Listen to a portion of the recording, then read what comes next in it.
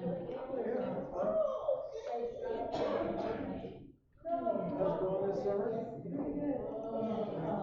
Working hard, enjoying it? Enjoying it? Did you get your coffee to wake up?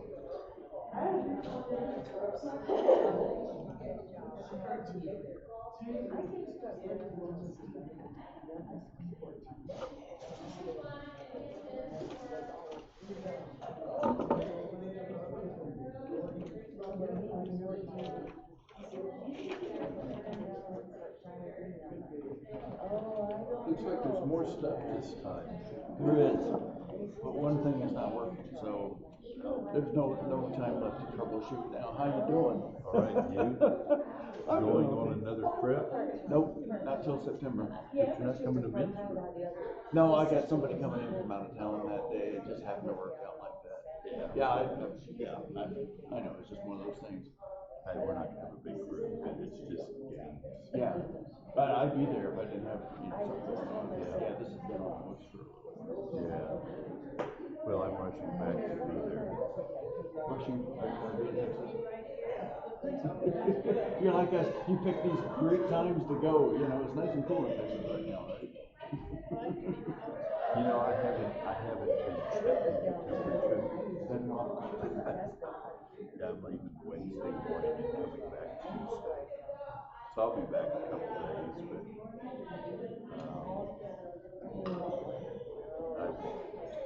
we don't have a kitchen, but Sherry still Looking good this morning? volunteers me to, Wide awake, ready to go? Wide awake for still. There you go. that same day as menstrual. Yeah. That's not hard. Okay. Hey, how are you? So, I was gonna ask you, did you put the information together and send it to us? Because I spaced it. Well, what I did was I added her and Lori to the invitation. So that'll be easier. Then it just goes out and We're not having a good turnout. for this one. Yeah. A lot of people vacation. The concept. I'd love that one. Good.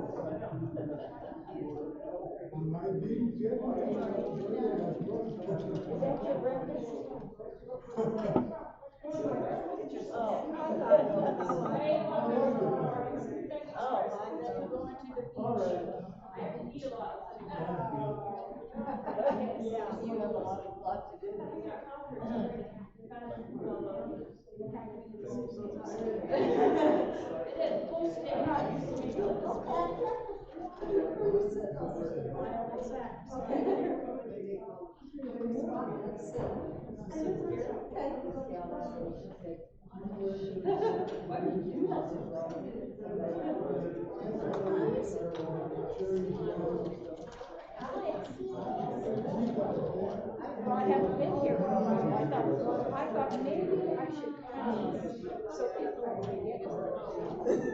Everyone said, "You said it." Yes, I went to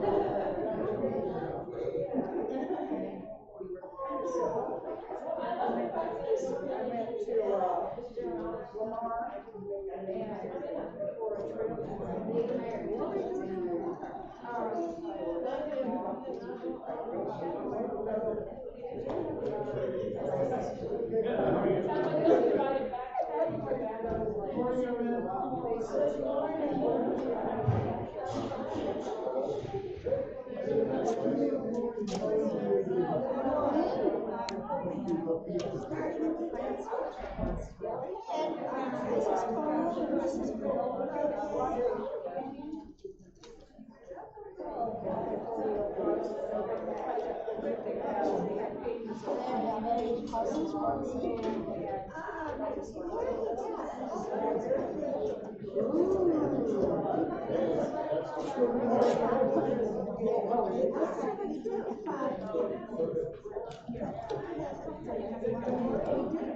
No, my neighbor's lady, she posted a bunch of pictures of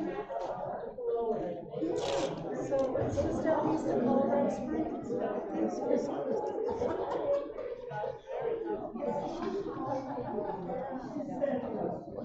so much around the state.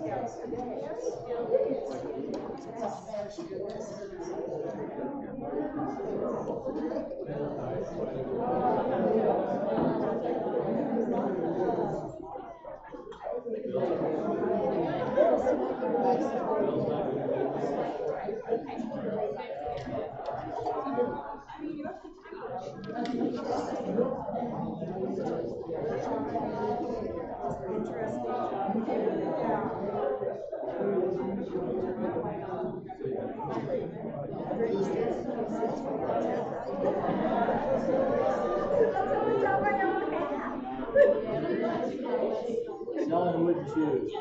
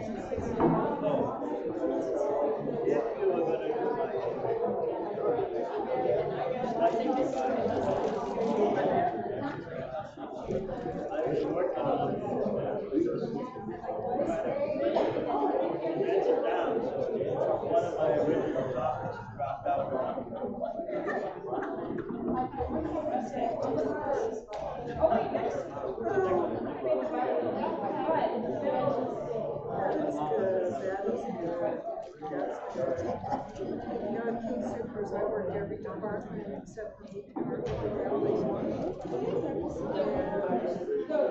They're already. He's upstairs. Where else?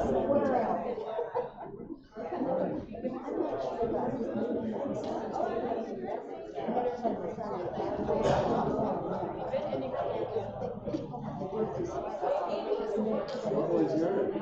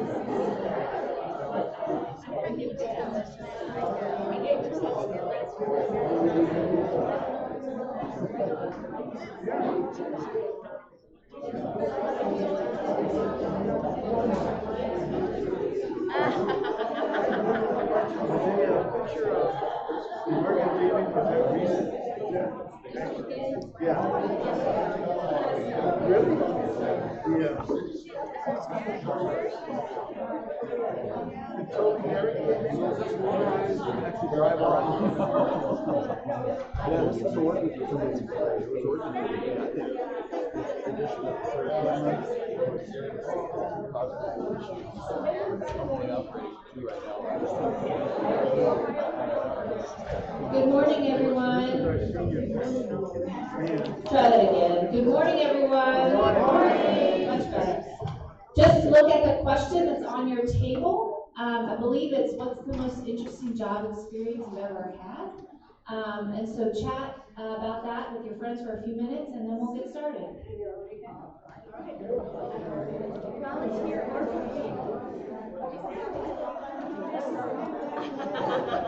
it's kind of a volunteer job too, isn't it? The number of hours a year, orders on that.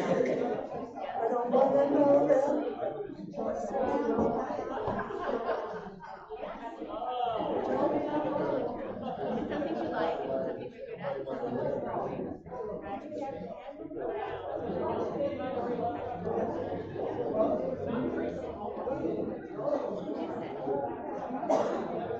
Oh, you're not gonna tell now. Yeah, how you doing? Well, I got some kind of technical issue. I'm sorry, right? Keep it all together. The Air Force. Well, yeah, that was good. Now this is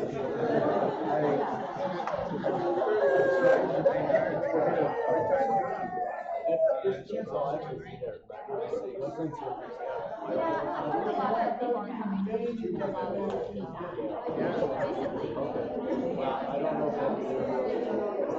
know if We had one time where some Marines came in, they wrecked her. We had to call their police, all sorts of chairs.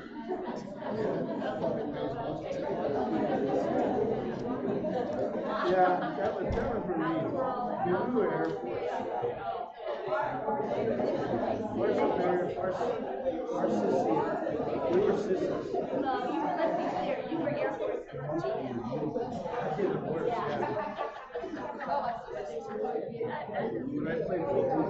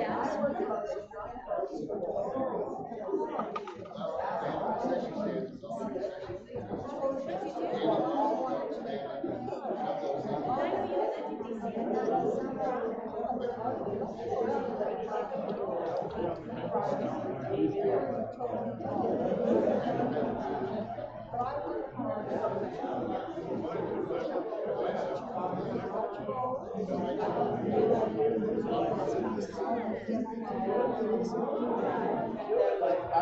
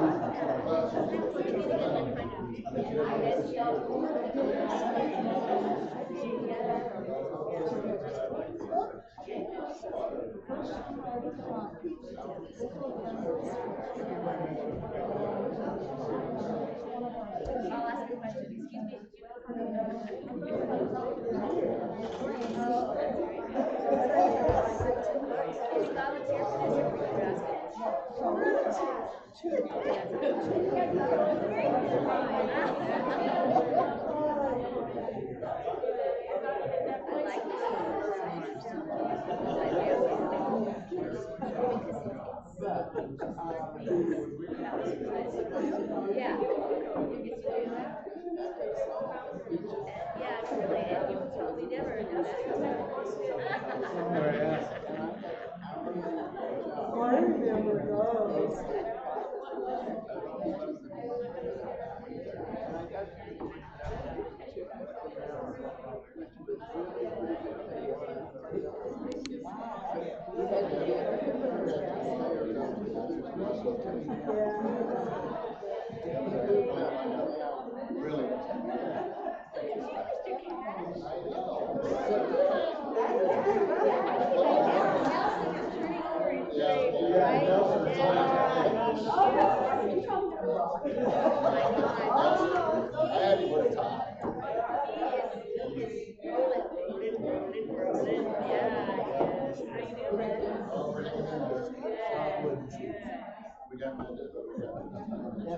Good, good.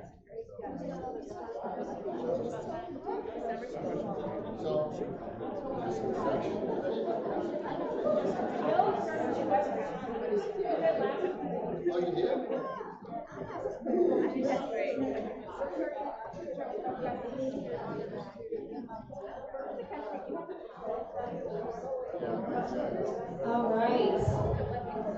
I hope some interesting stories have been passed around the table.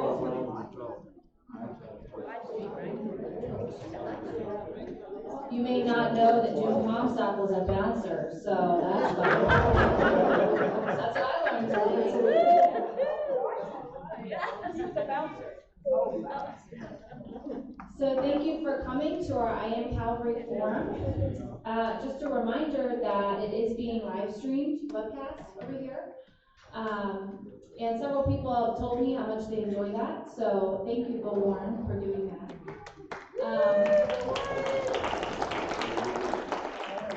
Next week we have Walter Rao presenting. Walter and Edith, they joined Calvary in 1982.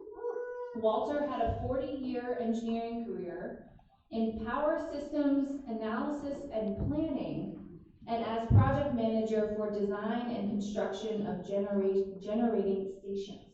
That's a mouthful. He was based in Boston, Denver, and 3 years in London.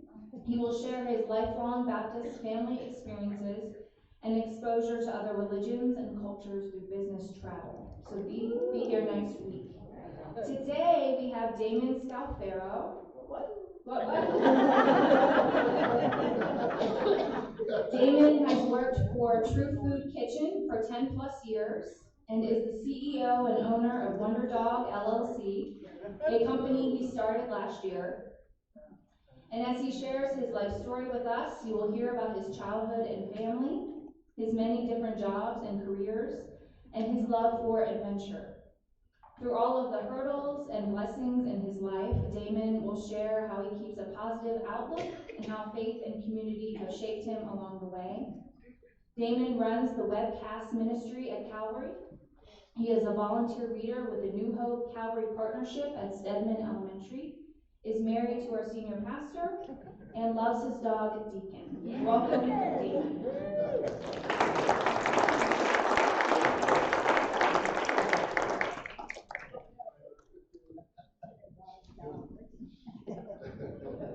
Good morning. I feel like I'm talking to asking the parents to marry her again.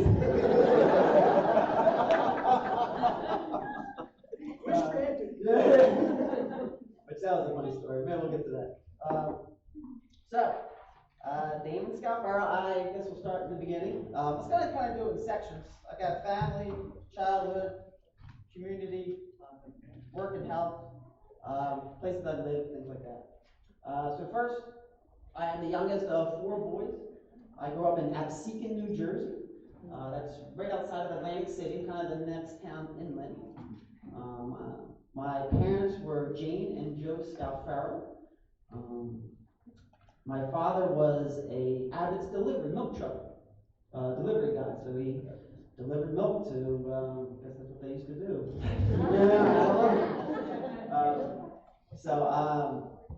Pretty cool. My kind of memories would be. I got a chance to kind of wake him up. The 4 boys would. You kind of take turns getting awake. You'd have to wake up like 3 or 4 o'clock in the morning and kind of go and do his deliveries. So I really remember that being my turn to kind of do that, you know. I'll talk a little bit more about him. And then my mother was Jane Scalfaro.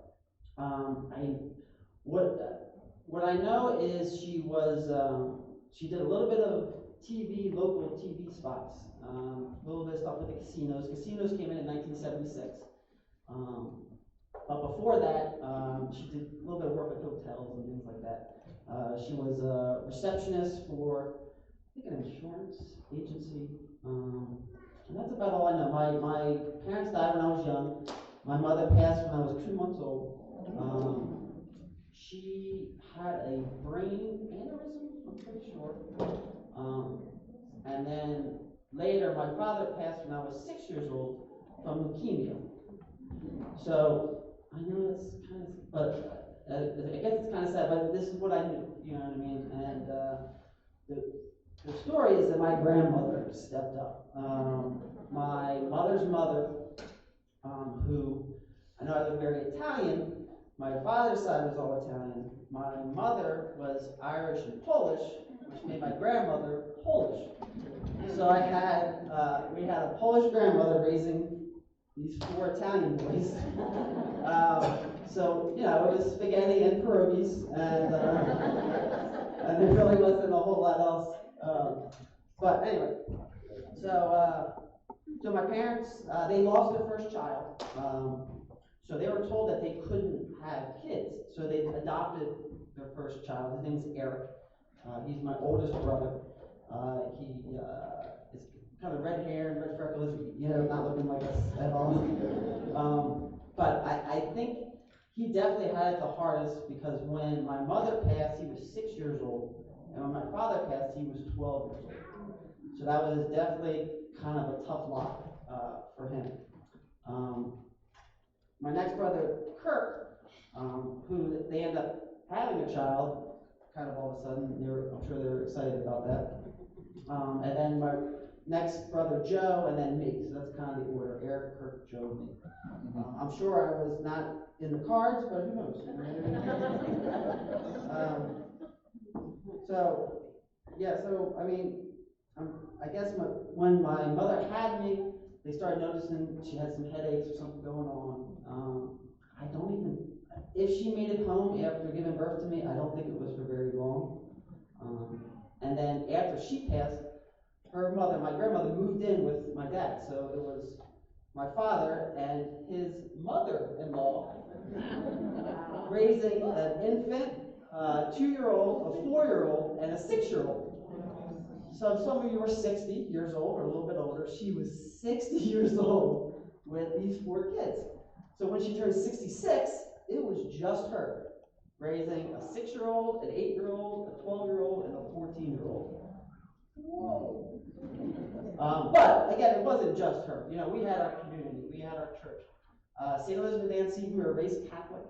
Kind of my memories there. You know, we went to church every single Sunday. We had our pew. You know what I mean?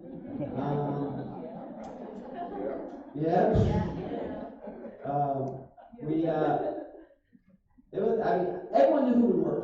You know what I mean? So everyone really played a role in raising us. So, you know, I'm sure it really wasn't that bad. You know what I mean? I'm sure it was rough, but it really, we had people looking out for us. but my grandmother, just a little bit about her. She was a riot. She was pretty strict. But we really didn't have kind of rules growing up. We just had to not kill each other, and that was it. I mean, there wasn't like curfew. There wasn't violence or there wasn't any of that. We had to just be home at a certain time. That was it. But she was pretty kind of out of the blue funny. You know what I mean? What you didn't see happening. It's one of my funniest stories. So we would come home from school every day, and she was there every day. She was there every time. She would always watch her soap operas. She loved Days of Our Lives. I was raised on Days of Our Lives. I landed Anne because of Days of Our Lives. I was a bit of a romantic. So every now and then we would come home and open the door and we start looking for her. And like, Mom, and she wasn't there. She used to hide from us just for fun. And it would happen like maybe twice a year. And we would go around looking for her through closets and stuff like that. And then finally we would kind of look at where she'd be like giggling. She's like 70 years old, 75 years old. So she was a lot of fun. Later, my brothers started going away to school, and then I in my early 20s, went to school locally, and then kind of tried to take care of her as best I could. And I did really the best I could for 3 or 4 years, and then I just couldn't do it. It was too much for me. So she passed when I was about 26. But from there, let me talk a little bit about my brother. So first again, Eric. Again, he had a tough lot. He definitely got into some things he probably shouldn't have considered. And he kind of was out of the picture as I grew up. He started going to military schools, and he was a little too much for my grandmother to handle. So really, for the most part, it was kind of the 3 boys kind of growing up. We were kind of known, going through school. Kirk was kind of the older brother. I'm sure a lot of responsibility was put on him to kind of look after us. Our relationship is good. It's always kind of been good between me and Kirk. It's gotten even better as we've become adults. And then my brother Joe, he was a little bit more of the wilder one. I think in my late teens, early 20s, we became very close. Now he's a teacher. He has 2 kids. Brother Kirk is kind of a business manager for one of the Don's offices. He has 3 kids. We visit them at least once a year.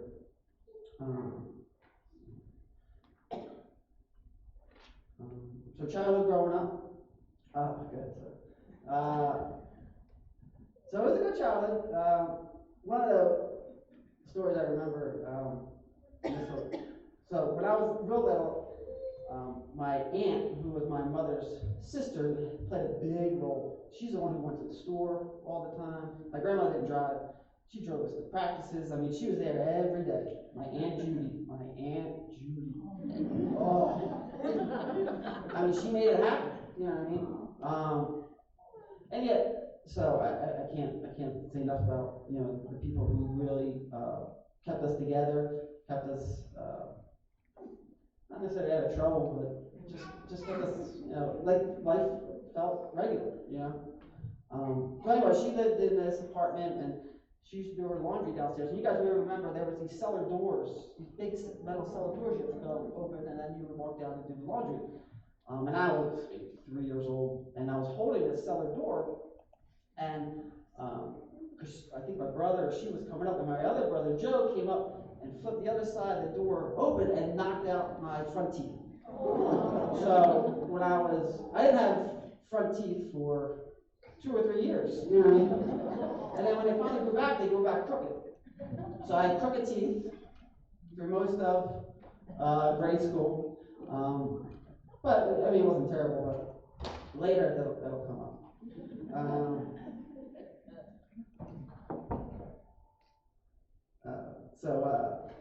Worst thing I ever did, I'll share this with you. I got in trouble with the police one time. I was in grade school, and we thought that they were going to knock down this school. I was in 8th grade. So someone had the idea of, let's take golf balls at the school just for fun, you know. And, oh, that sounds like fun. So we hit golf balls at the school, and we were knocking out windows. And, because again, we thought they were tearing it down, and they weren't tearing it down. So we did it one day, and they were like, we went back the next day to do it, and the police came, and you know, we had to go downtown, and that was scary. So you know, we paid for the windows, and we straightened right up. That's for sure.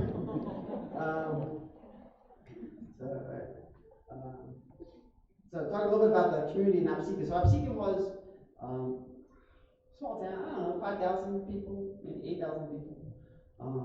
My father definitely was a big player in the community.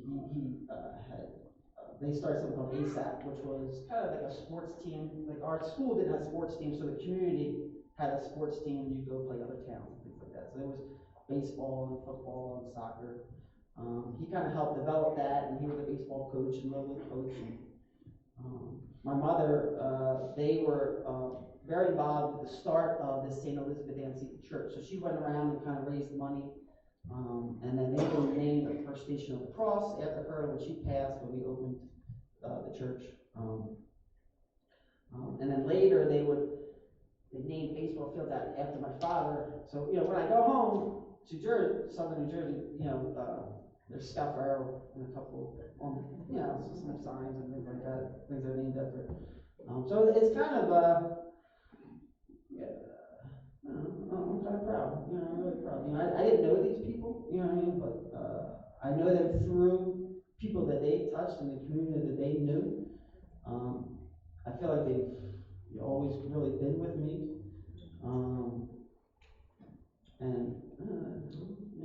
So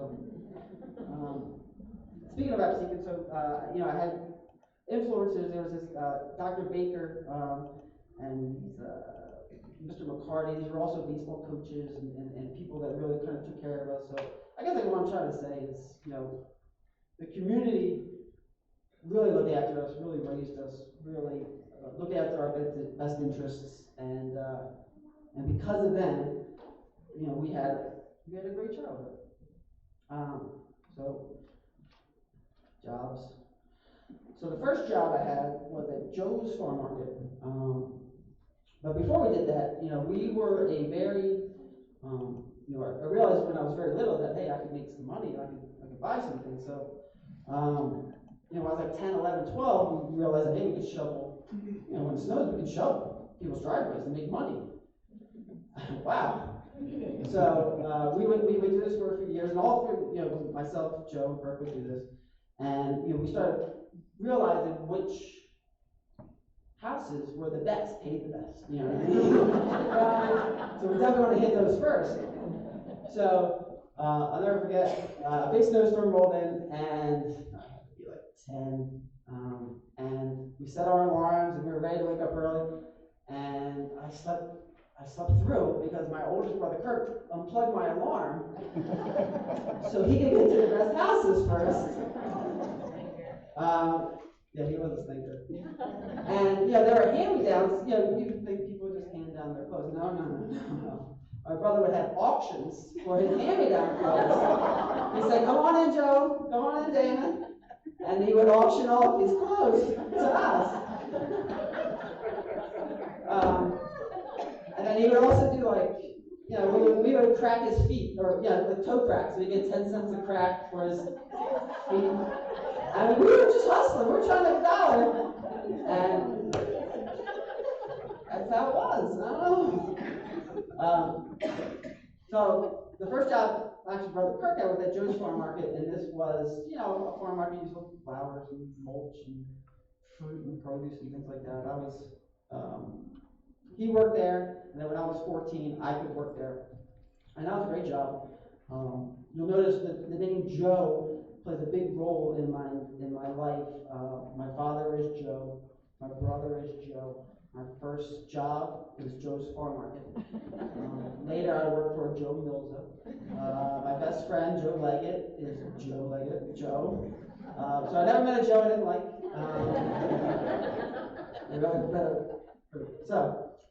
Working at the farm market was great. I've always kind of been a hustler. I always wanted, I was never the most talented, sports and things like that, but I definitely was the most effort. I really put the most effort in. So then, when I came in, Kirk didn't want to work at the farm market anymore. So he told me at 12 years old that if you find me a new job, I'll give you half my first paycheck. That's what he told me. Oh man, this is great. So I'm in the newspaper looking at classifieds, calling places, pretending I'm my brother. You know what I mean? Trying to set up interviews, and I get an interview at this place called Renault Winery. This was about 15 minutes from our house. It was a winery, but they had gourmet restaurant. It was like a wedding facility, kind of like where Morgan got married. I don't know, anyway, but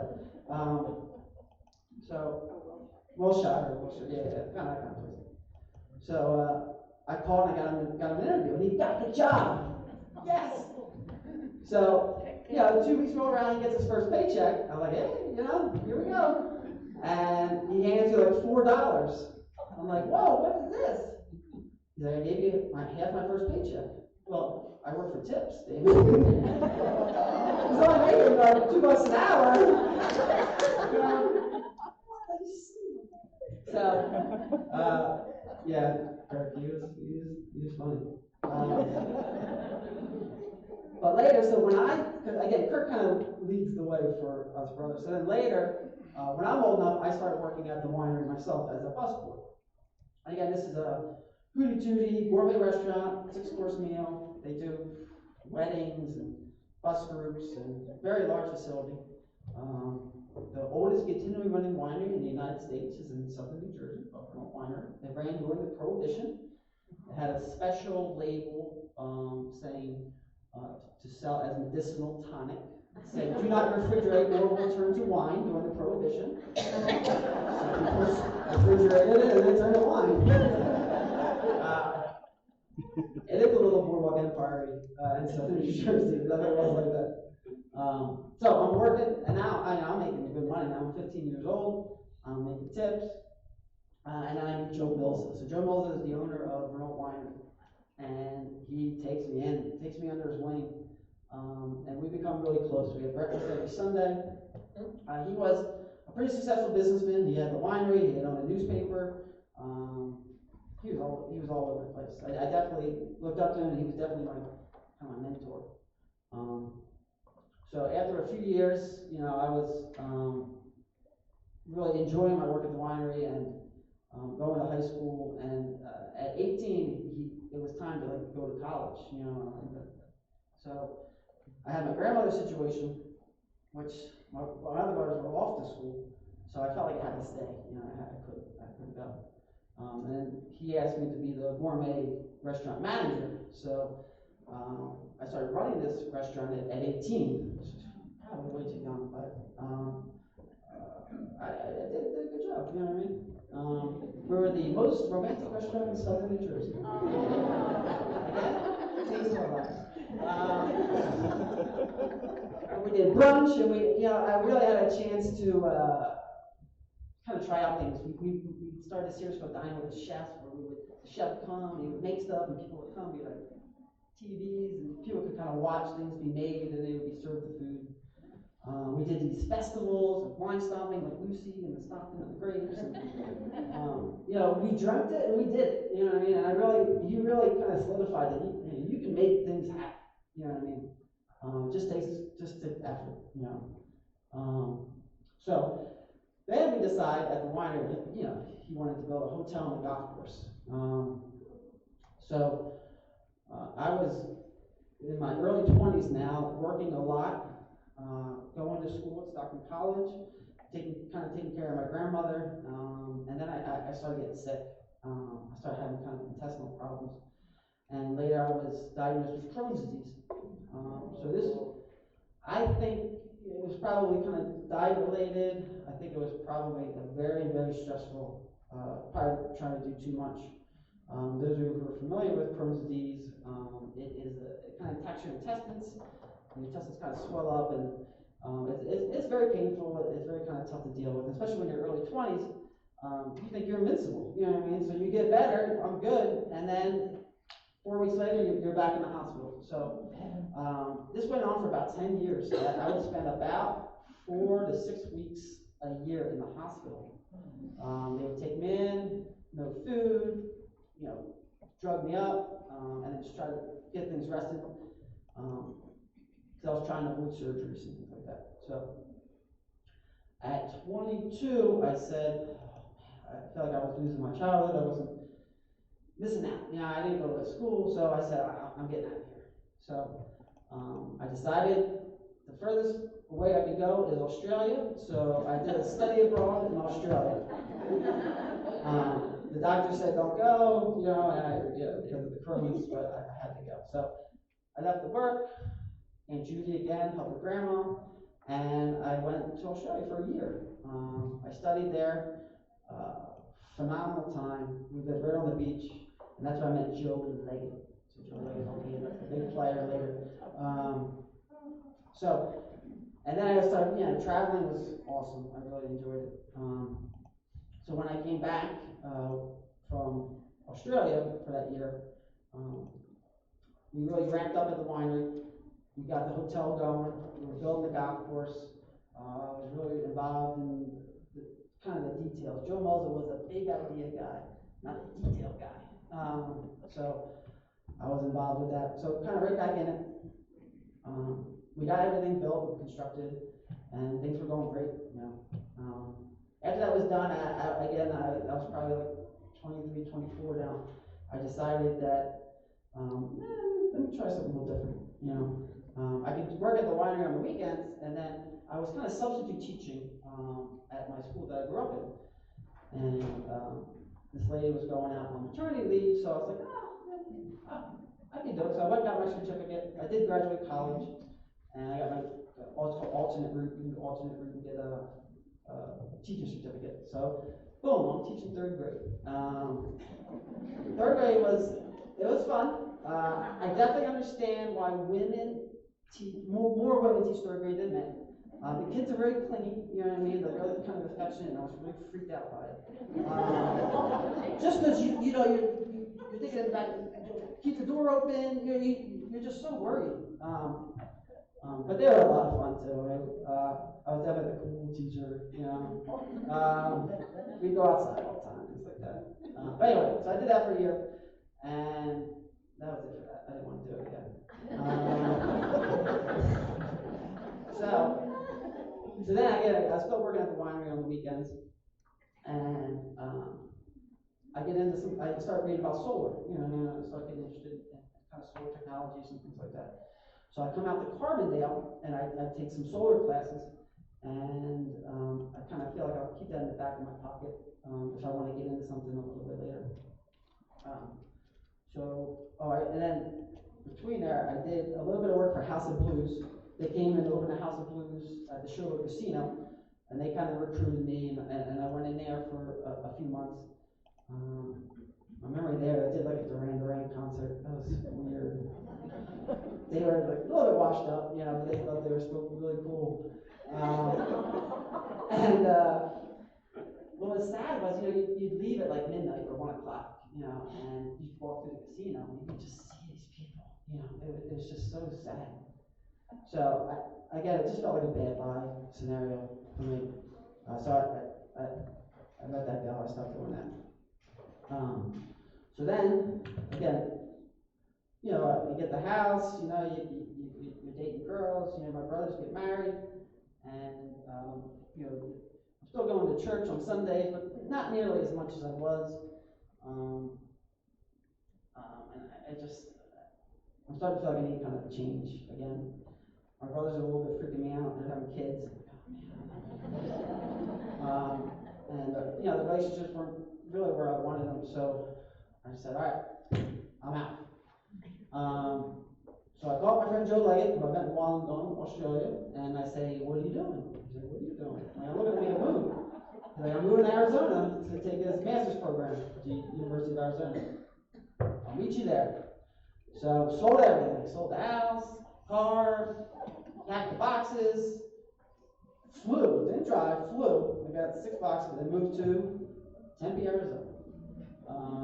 I was about 30 now, and this was right before the, it was like fall 2008, right before the big real estate drop.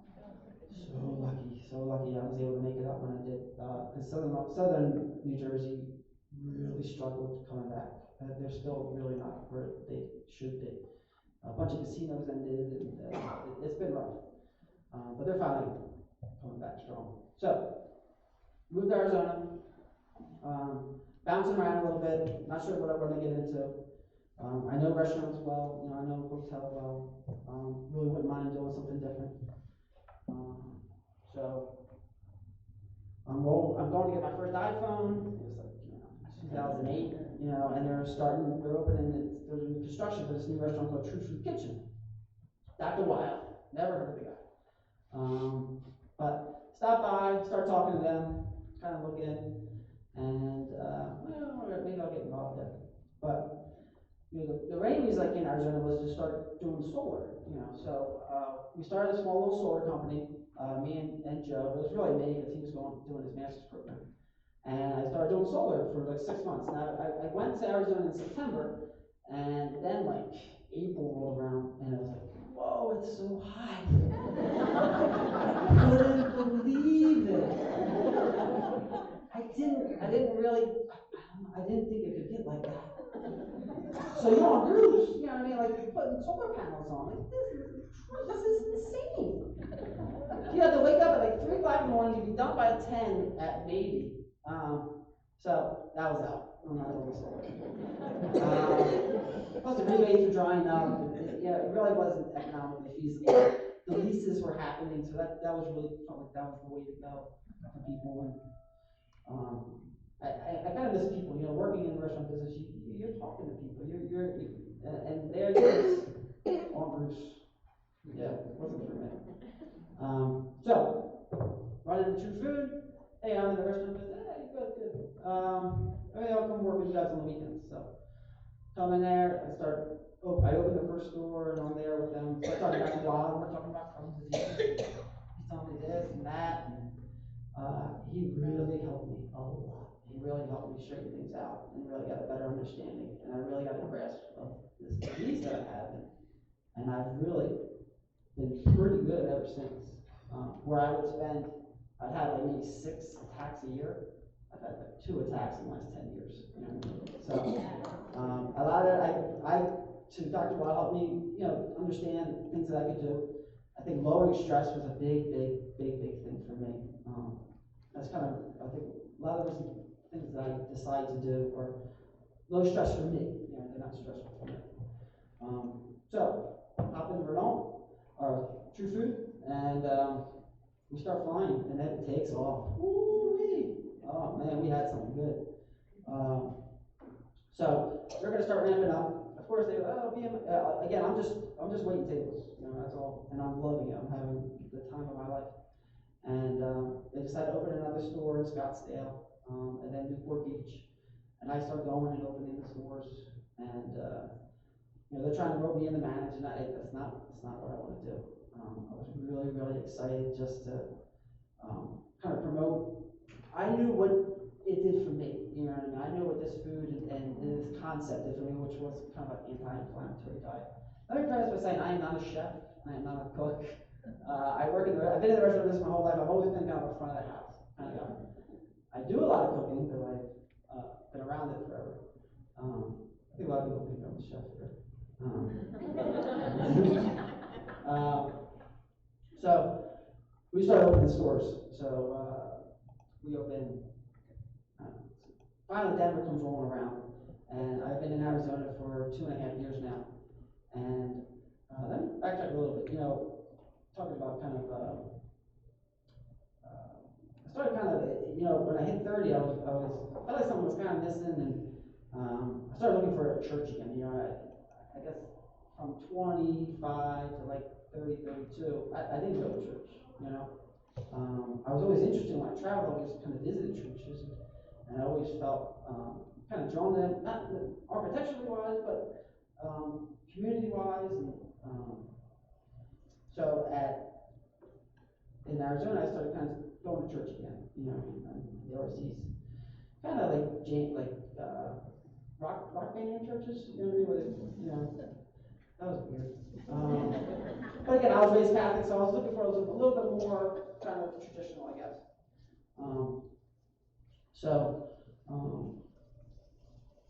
Denver came up on the True Food docket, and I came up here to open the store, and then the store wasn't going to be ready yet, but I really wanted to get out of Arizona, so again, I'm living with Joe Leggett, which he took me in. He's getting married now. He gets married. I married him. I got my pastor's certificate online. I wasted a lot of time and effort. And this is like $50.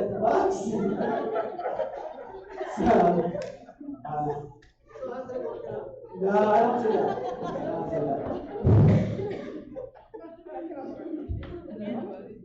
I had my card. I said I was a pastor. I had a card. So he gets married, and they move up to Colorado, buy a house in Morrison, and again I move in with them. I've been rolling with them for 5 years now. This guy living with first a relationship, and then you know, but that I was part of the family. It was always a really good relationship. I definitely wouldn't be here without him. So they have a kid. I'm still there. So I realized that I it's definitely time to make a move. So I know I'm bouncing around. So we opened up. I'm going to open up the Denver store. And again, I'm traveling to different cities to open up restaurants. So I'm going to Santa Monica, San Diego, Newport Beach. And you're there for like 2 months. You know, you're hiring people, training people, blah, blah, blah. And then you're kind of just looking for a home base. So this definitely could have been kind of like a career if I wanted it to be. You know, this was definitely going to take off. It could be management, GM, regional. It really could have been all that. Again, health-wise, and for me, it was good for me just to come back to the restaurant and just kind of serve the tables, 4 or 5 tables, connect, and really have a kind of easier life for me. And sure, I was kind of dating girls, and I always dated girls I worked with. I mean, that's just the way that's what I did. You know, that's who you're around. You know, when I moved to Denver, I said I'm not going to date someone I work with. So I go online. Right? I mean, how else are you going to do it? The bars weren't a thing for me, so I did the eHarm. First, I said, first thing I was is a Christian girl, so I did like the Christian mingle thing. That's not a good idea.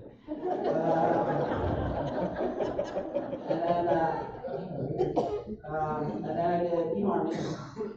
So for like a 3-month window, like I went on like 13 dates with these, you know, and people lie.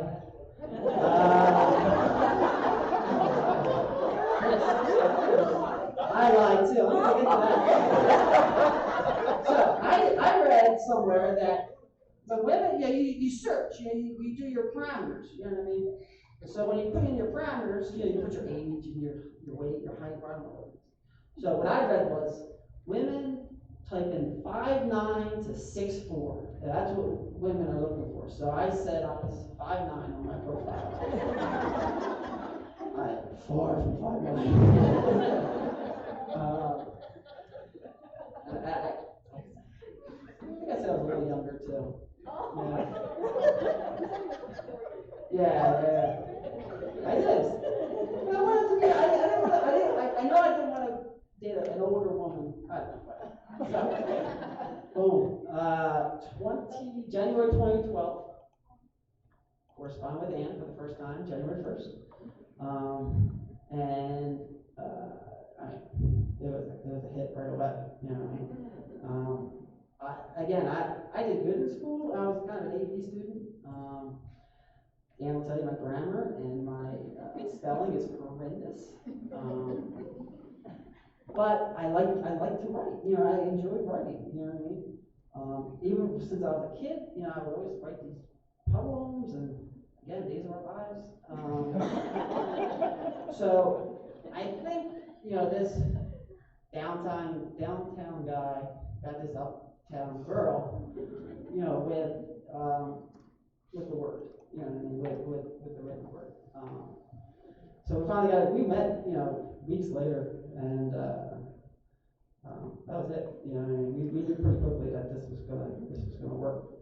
And I can't tell you, it's been the best thing in my life. You know what I mean? 5 years ago, to say I've been talking to a church man, to a pastor. You know, our brothers are like, what is he doing? You know? It's not even a thing. You know, like, I didn't even think it was even from Catholic. You don't think it's just not a thing that you can do. But boy, oh boy. You doing it on time? 15 minutes. Okay, good. We can get into most. I'll tell you some of my best stories. So, close calls. So I've had some close calls. My favorite best story is again, my teeth got knocked out when I was little. I had kind of buck teeth growing up. When I was 22, 21, I was driving to work to go miners, a 15-minute drive. Kind of think like you're driving up to Monaco, same kind of street. You know what I mean? October, clear blue day, not thinking about anything. Got the music up and just driving, and then boom, I hit a deer. Didn't see the deer, never saw it coming. The deer hit my fender, flipped over, came through my windshield, and landed on my lap. All in literally, I mean, not even a second. I mean, I was driving, and then there was a deer on my lap. I mean, literally like that. First, it was driving, there was a lot of wind, and there was a deer on my lap. So, I'm driving, so I'm trying to pull over, you know what I mean? And the deer is like hitting his feet on the side. You know what I mean? And this is not a female deer, this is a male deer. This is a antler deer. The antlers are in my lap. So I'm just thinking, all you have to do is this, and it's over. You know, that's it. You know? And again, the music's really loud, you know. And I pull over, and I'm worried, because I have my seatbelt on, I'm worried his neck is right here. So I'm worried if I go up here to get the seatbelt off, he's going to jerk up. But I think later, he must have broke his neck when he hit my fender, you know what I mean? So I slip out of the car, I kind of roll out, and now I'm waving at cars, you know, and they're just driving by.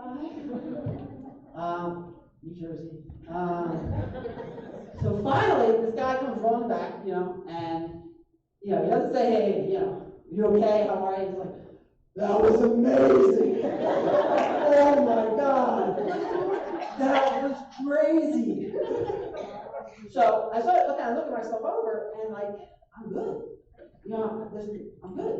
You know, I got glass in my hair, but I'm okay. You know, and you know, windshields, you know, when they crack, they don't like kind of crack through. You know, they kind of shatter and then they come in. You know what I mean? So the windshield was kind of in the back seat, kind of slid in. You know what I mean? And I was driving a Dodge Raider, which is kind of like a Jeep, like a Mitsubishi Montero kind of thing. So kind of a boxy car.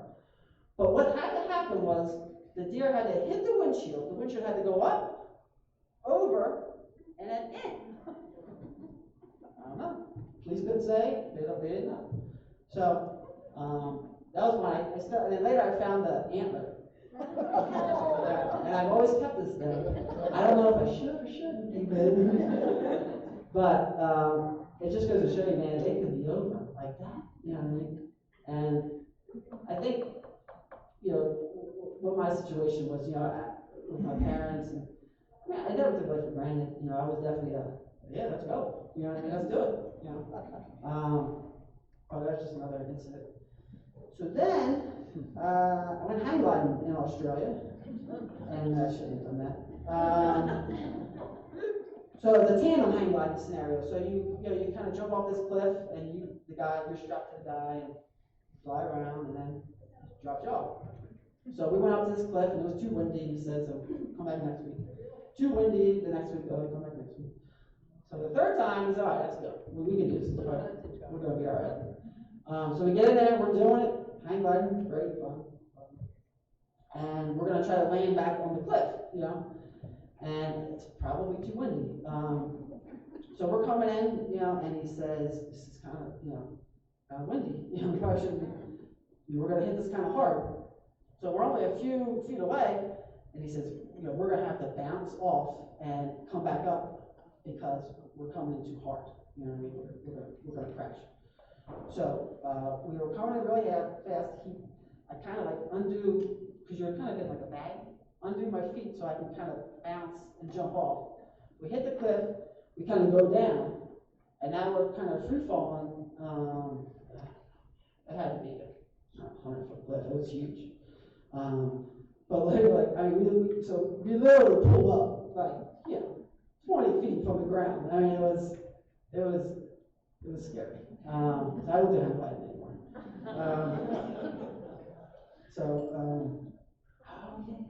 So with the deer, I forgot about the buck. So at home, I'm not Damon, I'm Buck. I'm Buck or Buck Luck. Because first I had the buck teeth growing up, and then there was a deer. But later, I totaled a girlfriend's car that I hit a deer. I've hit 5 deer in my life. And the time when the deer came through my windshield, I had deer whistles to avoid the deers on my car. I guess I was attracting them. I thought the deer whistle was to avoid them. But I've been good. There's not a ton of deer where we live, but try to avoid them. Yeah.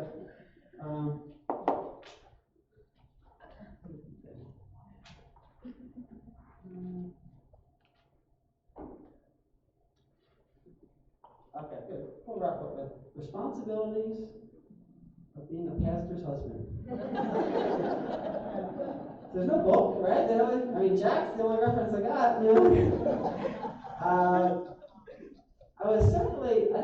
I didn't really give a lot of thought in the beginning, but then, after we kind of got into it, I figured I just, should do something. I'm a pretty busy guy. We'll talk about the jobs at the end, but I really enjoy doing the webcast, and when Ann says, this is something you should do, I'll do it.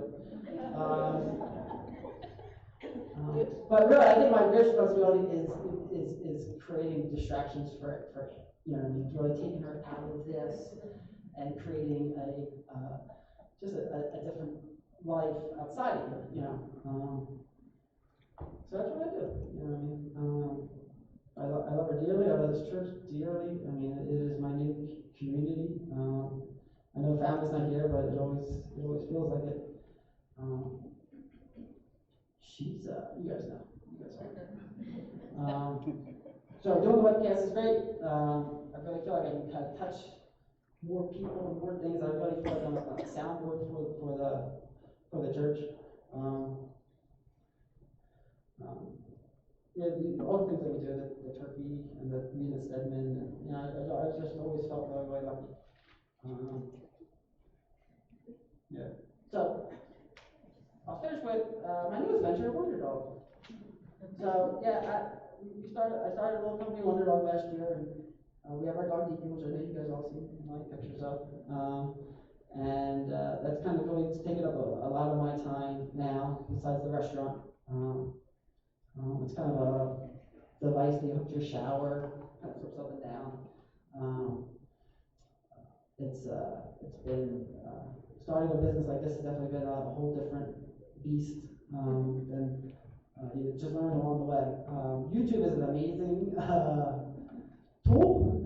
I think growing up at this age, you can really do just about anything you want. You just need to, again, put the time and effort in. You can teach yourself whatever you want, and it's awesome. It's awesome. Okay. Other than that, yeah. Thank you.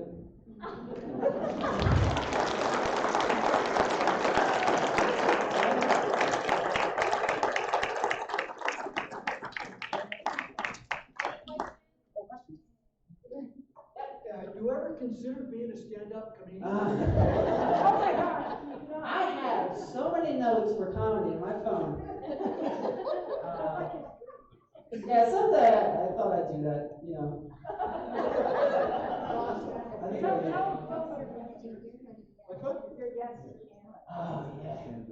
So, we were doing the yes and bit, you know, that was the last theme. I've been doing yes and for 5 years, you know. I live with yes and. You know? You're a quick study. It's taken me 30, 40 years to do Yeah. Yeah, maybe.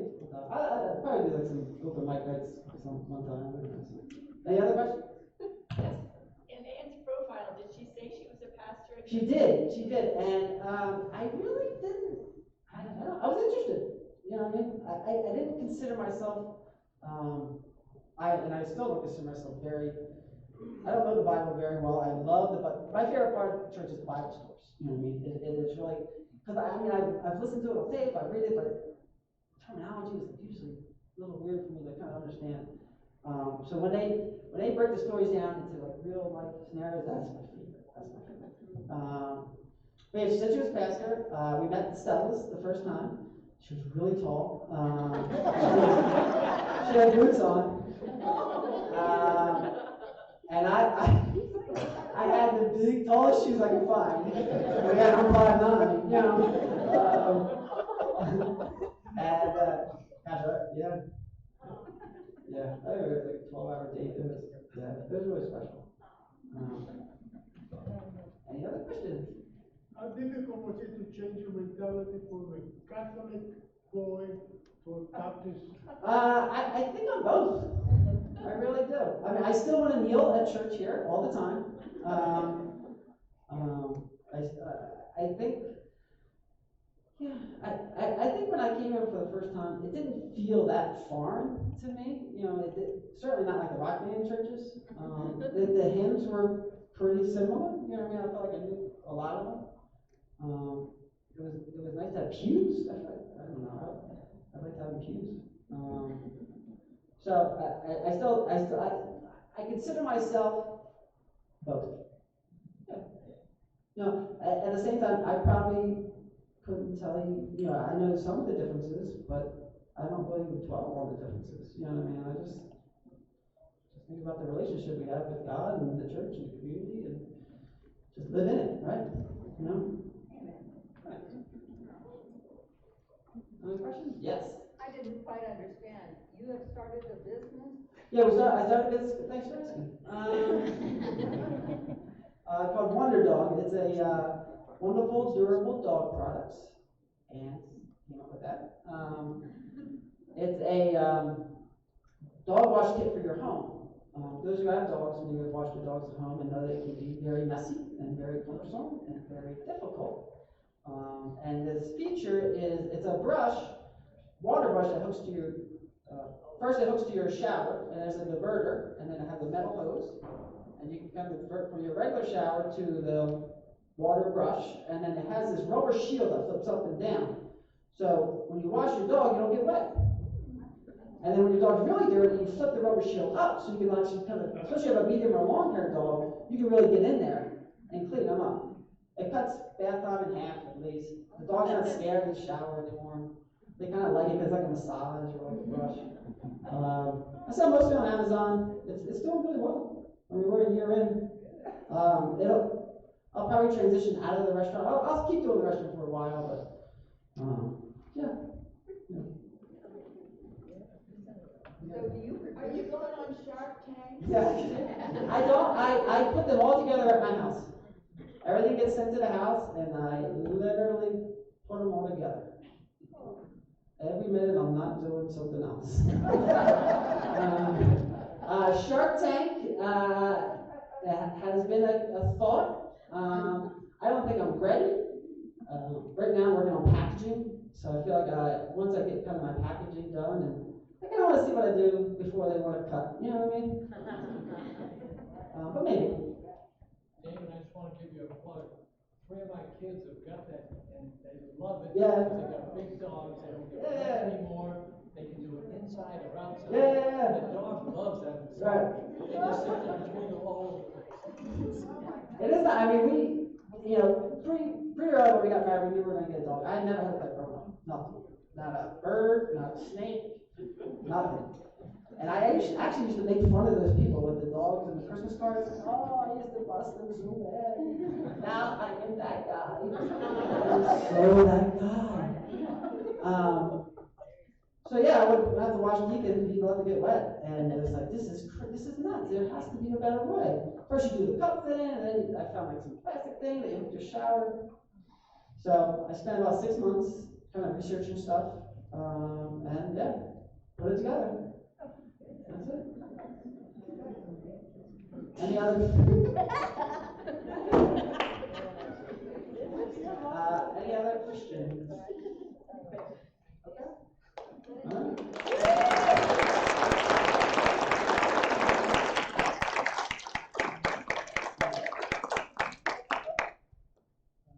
We'll just end in prayer for Damon. Yes. Gracious God, I thank you so much for Damon Scalfaro. I thank you for his energy and his creative spirit. May we all be inspired by his carpe diem mentality. Lord God, I just thank you that Damon is here with us in this community. I thank you for all that he brings, for the webcast, for Wonder Dog, for being Anne's sole main supporter. We are so grateful for Damon. Amen. Amen.